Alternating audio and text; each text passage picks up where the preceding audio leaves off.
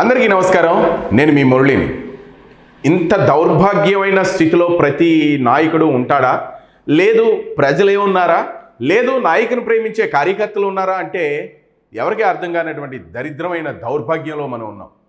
నేను ఎందుకు ఇంత పరుషమైన పదజాలం నేను వాడుతున్నానంటే, ఒక నాయకుడు చనిపోవాలని ఎంతవరకు కోరుకుంటారు? ఎంతమంది కోరుకుంటారు? ఏదైనా రాజకీయాలంటే ఎత్తుకు పై ఎత్తులు ఉంటాయి, వాళ్ళ వ్యూహాలు వాళ్ళకు ఉంటాయి. రాజకీయాలు చేసే నాయకులకి పట్టు విడుపులు ఉంటాయి.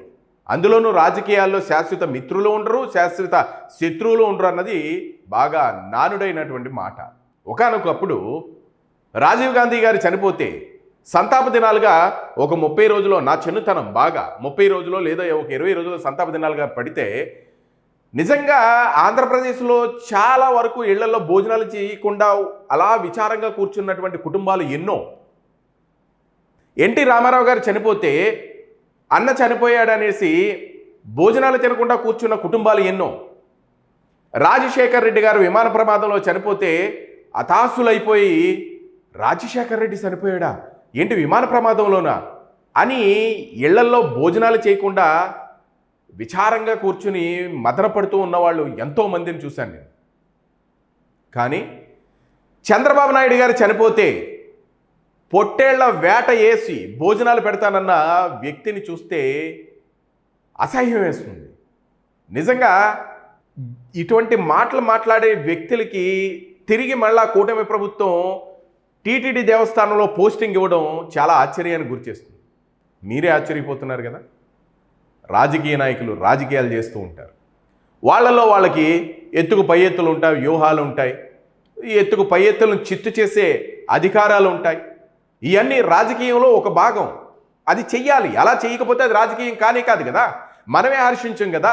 ఇప్పుడు తెలుగుదేశంలో ఉన్న వాళ్ళు ఎవరైనా సరే జగన్ గారిని జైలుకు పంపించాలని చూస్తారు. అలాగే జగన్ అధికారంలోకి వచ్చినప్పుడు చంద్రబాబు నాయుడు గారిని జైలుకు పంపించాలని చూశారు, జైలుకు పంపించారు. ఇప్పుడున్న రాజకీయాలు ఎలా ఉన్నాయి? గతంలో రాజకీయాలతో పోలిస్తే ఇప్పుడు రాజకీయాలు పూర్తి భిన్నంగా ఉన్నాయి. ముఖ్యంగా రాజశేఖర్ రెడ్డి గారు రాజకీయం దగ్గర నుంచి జగన్ రాజకీయం వరకు చూస్తే, అంటే గత 20 సంవత్సరాల రాజకీయాలు చూస్తేనే ఇంచుమించు 80% మార్పులు కనిపిస్తున్నాయి. ప్రత్యక్ష రాజకీయాలు కాస్త నాయకుల జీవితాల్లోకి తొంగి చూసేటటువంటి విధంగా తయారైపోయాయి. ఎంత దారుణం! ఒకప్పటి రాజకీయాలు చూస్తే హోందాతనంగా ఉండేవి. ప్రజలకు ఏం కావాలో శాసనసభ వేదికగా, పార్లమెంటు వేదికగా మాట్లాడుకునేవారు. ప్రజలకు కావాల్సిన క్షేత్రస్థాయిలో పరిశీలన చేసి ప్రతిపక్ష నాయకులు ఎవరైతే ఉన్నారో వాళ్ళందరూ కూడా ప్రజాక్షేత్రంలో పర్యటించి ప్రస్తుతం ఉన్నటువంటి అధికారంలో ఉన్నటువంటి నాయకులను శాసనసభ వేదికగా నిలదీసేవారు. అలా నిలదీస్తే ప్రజల్లో ఒక రకమైన ధీమా ఉండేది. కానీ ఇప్పుడు అలా లేదు. ప్రజల విషయాలు పక్కన పెట్టేసి, ప్రజాక్షేత్రాన్ని పక్కకు నెట్టేసి, రాజకీయాలు అనంటే ప్రతిపక్షం, అధికారం, ఇద్దరు రాజకీయ నాయకులు కూడా వాళ్ళ జీవితాల్లోకి తొంగి చూసుకొని, నీకు ఎంతమంది పెళ్ళాలు ఉన్నారు, నీకు ఇంతమంది వాళ్ళు ఉన్నారు, నువ్వు ఇన్ని భూములు కబ్జా చేసావు, నువ్వు ఇన్ని లక్షలు తిన్నావు, వీటి పర్సనల్గా ఎంత పర్సనల్గా వెళ్ళాలంటే అంత పర్సనల్గానే వెళ్తున్నారు. ఇంతటి దౌర్భాగ్యం ఎక్కడైనా ఉంటుందా? ముఖ్యంగా మనం విషయంలోకి వెళితే, ఎత్తుకు పై ఎత్తులు, వ్యూహానికి ప్రతి వ్యూహాలు ఇవన్నీ రాజకీయాల్లో ఒక భాగం. కానీ ఉద్యోగులు రాజకీయాలు చేయకూడదు. వాళ్ళు ప్రజలు చెల్లించిన ట్యాక్సుల ద్వారా జీతాలు తీసుకుంటూ ఉన్నారు. అందుకనే వాళ్ళ జీతాలకు న్యాయం చేయాలి, ప్రజలకు మంచి చేయాలి, ప్రజాసేవలో వాళ్ళు ఉండాలి. అంటే ప్రజలకు సేవ చేయాలి, ప్రజలకు సమస్యలను ఉంటే వాటిని పరిష్కరించాలి. ఉద్యోగుల్లో కొంతమంది ఈ విషయంలో నేను ఇప్పటివరకు చెప్పినవి ఏ విషయాలు చేయరు. మరి కొంతమంది ఏం చేస్తారు? కులాలను అడ్డుపెట్టుకుని, మతాలను అడ్డుపెట్టుకుని వ్యవహారాలు సాగిస్తూ ఉంటారు. ప్రభుత్వం నుంచి దర్జాగా జీతాలు తీసుకుంటారు. కానీ ఉద్యోగాన్ని పక్కన పెట్టి మిగతావన్నీ చేస్తూనే ఉంటారు. కొన్ని సందర్భాల్లో రాజకీయ నాయకులను మించిన రాజకీయాలు చేసేస్తూ ఉంటారు. అటువంటి వారు గత వైసీపీ ప్రభుత్వంలో బ్రహ్మాండంగా తమ హవా కొనసాగించారని చెప్పడానికి కూడా ఎక్కడ ఆలోచించక్కర్లేదు. ఎందుకంటే ప్రతి ఒక్కరికి తెలుసు కాబట్టి. పైరువీలు చేసుకున్నారు, కాంట్రాక్టులు తీసుకున్నారు, ప్రభుత్వం నుంచి జీతాలు తీసుకుంటూనే గట్టిగా లంచాలు కూడా వసూలు చేశారు. ఏది ఏమైనా అప్పుడు వైసీపీ ప్రభుత్వం తాడు బొంగరం లేని కేసులో చంద్రబాబు నాయుడు గారిని ఇరికించింది.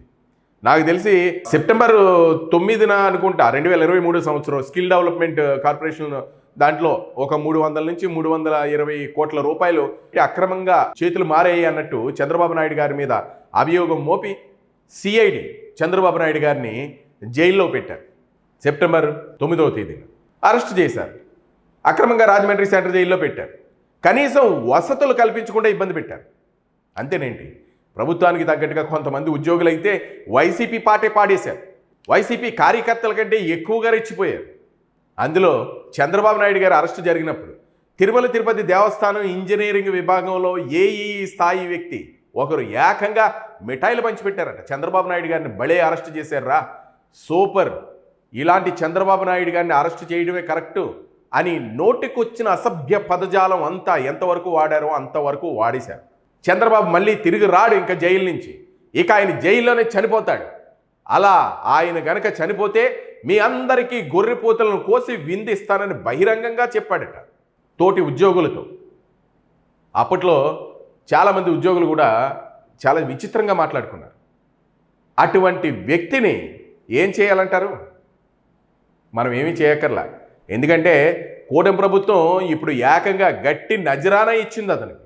నిజం, అతనికి ఎటువంటి పనిష్మెంట్ ఇవ్వకుండా ఏకంగా తిరుమల ఆలయానికి ఆయనను ఏఈగా బదిలీ చేశారట.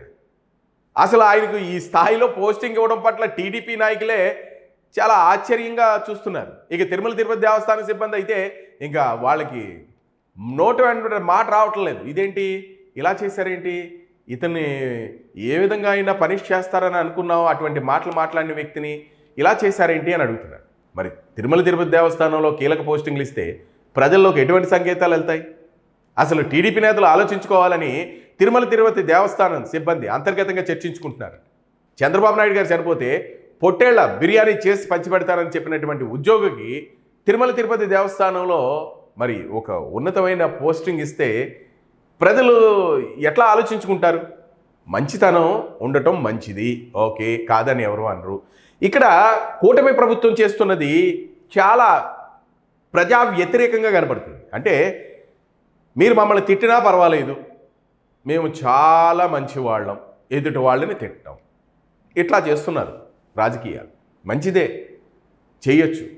అందులోనూ కూడా చంద్రబాబు నాయుడు గారు ఇప్పటి వరకు పేర్ని నానిని కానీ, కొడాలి నానిని కానీ, అలాగే అంబటి రాంబాబుని కానీ, రోజాని కానీ ఇట్లా చెప్పుకుంటూ పోతే వైసీపీ నాయకులు ఎందరో ప్రత్యక్షంగా చంద్రబాబు నాయుడు గారి మీద దాడులు చేసినటువంటి నాయకులు ఎంతోమంది ఉన్నారు. అంటే మాటలతో చంద్రబాబు నాయుడు గారిని మరీ నీచమైన పదజాలంతో మాట్లాడినటువంటి నాయకులు మీ అందరికీ తెలిసిందే.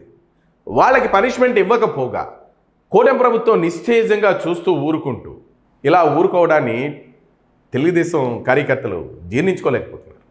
ముఖ్యంగా మొన్న ఒక టీవీ ఛానల్లో రోజా ఒక మాట అన్నారు. టీడీపీ ప్రభుత్వం మిమ్మల్ని అరెస్ట్ చేస్తుందేమో అనుకున్నాము, అధికారంలోకి వచ్చిన తర్వాత అరెస్ట్ చేయలేదు, ఏంటి అందులో ఉన్న రహస్యం ఏంటి అని అక్కడ ఉన్న యాంకర్ అడిగితే రోజా ఏమన్నారో తెలుసా?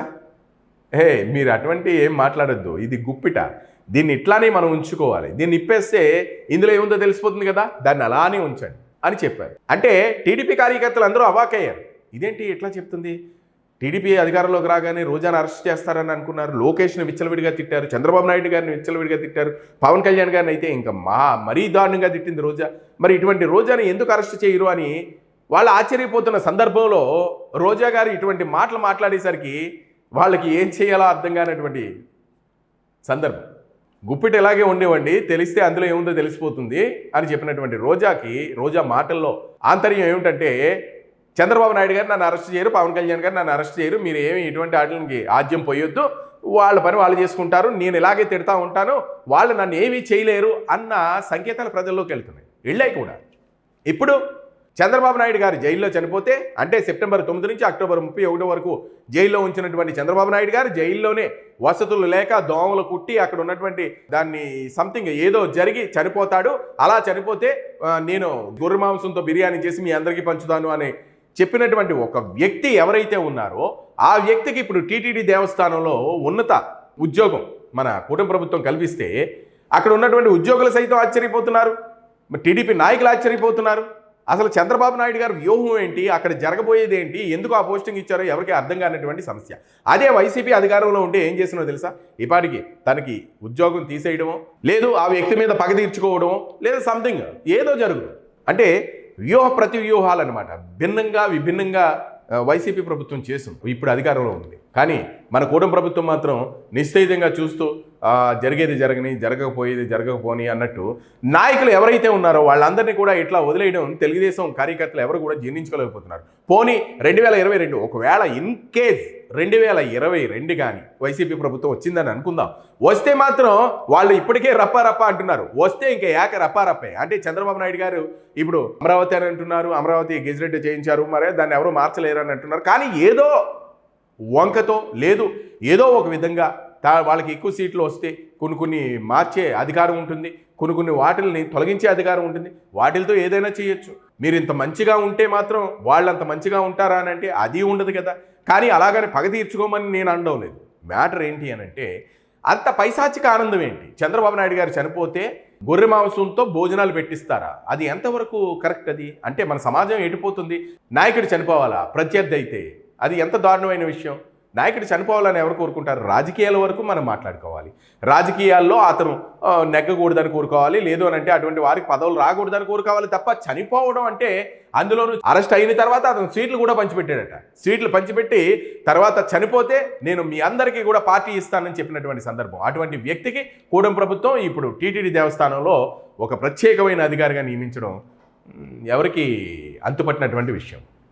మరి రాజకీయంలో ఇటువంటి వ్యక్తులు ఉద్యోగాలు చేస్తూ పర్సనల్గా రాజకీయాలను మింగిల్ చేసుకుంటూ ఆ మింగిల్ చేసుకున్నటువంటి రాజకీయాలను ప్రత్యర్థులపై విశేషమైన పదజాలంతో దూషించడం మరి ప్రభుత్వ ఉద్యోగులకి ఏమాత్రం క్షేమదాయకం కాదు అన్న మాటలు బయట రాజకీయ విశ్లేషకుల దగ్గర నుంచి వినబడుతుంది. కానీ చంద్రబాబు నాయుడు గారు ఈ ఉదాసీనత చూస్తూ ఉంటే మాత్రం ప్రతి ఒక్కరు కూడా విచ్చలవిడిగా మాట్లాడుతూ విచ్చలవిడిగా చేష్టలు చేసుకుంటూ వెళ్ళిపోతూ ఉంటారు.